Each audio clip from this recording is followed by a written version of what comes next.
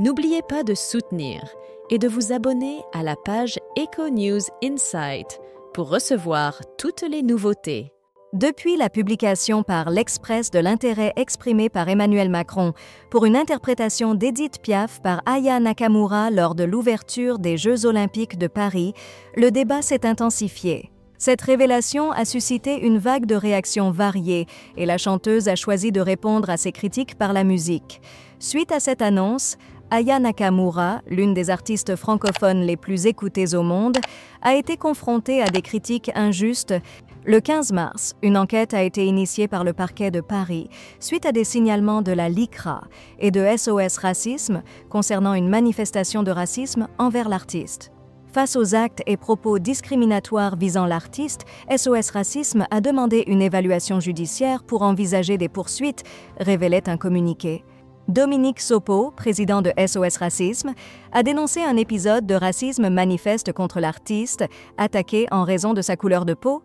Peu après, le 26 mars, Catherine Glava et Kristi Lhomme, héritières des droits d'Édith Piaf, ont été sollicitées par Le Parisien pour commenter cette affaire.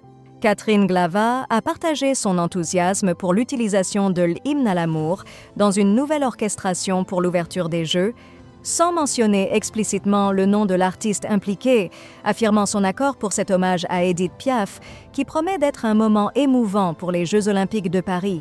Cette reconnaissance me touche profondément. Selon les informations reçues, c'est Aya Nakamura qui a été choisie pour chanter, et c'est le président lui-même qui a fait ce choix. Cela témoigne sans doute de son talent et de son succès international.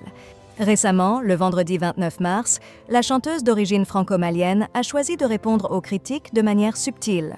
Elle a exprimé sa réaction à travers sa musique, en particulier avec sa chanson « Doggy », un titre qui avait été partagé sur les réseaux sociaux il y a quelques années, mais n'avait jamais été officiellement publié.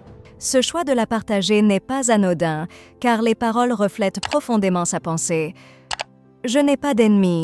C'est eux qui ne m'apprécient pas, plein d'ennemis que je ne connais même pas. » Aya Nakamura ajoute « Pas besoin de votre approbation, je fais déjà la une des magazines. » Ah, ceux qui agissent ainsi se retrouveront dépassés.